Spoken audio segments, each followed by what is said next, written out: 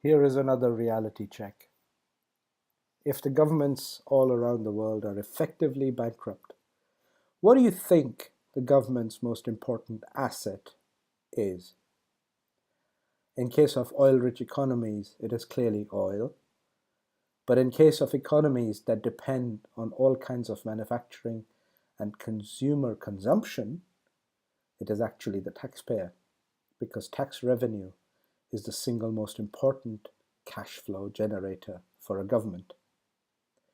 Now, if your deposits are earning zero interest, if your pension funds are already in a shortfall scenario and at huge risk of imploding, and if nations are falling short of both cash and any other type of resources, guess what happens next? War. And if you've been watching news, governments have been ramping up their rhetoric, and with some or the other excuse, war becomes a big business to revive or try to revive the economy. In such a situation, oil, gas, gold, and minerals become the very last of the resources worth acquiring, and everybody's attention goes towards these assets and they go skyrocketing in value.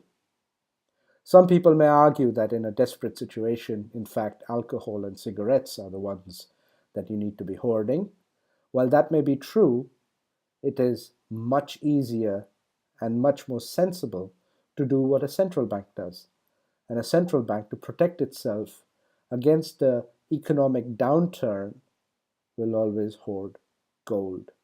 That's why banks always have huge treasuries full of gold in most of the sensible nations on the planet. But here's reality check.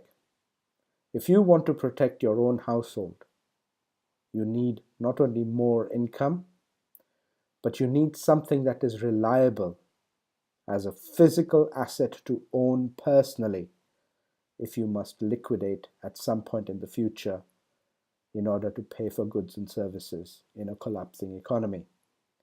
This is why we advise you must have gold and silver as a part of a diversified portfolio of assets. At least some of your wealth, maybe just 5 to 10% of all your cash, should be held in physical precious metals as a protection against what could go wrong with both the banking system and also the currencies. Please continue to watch this series.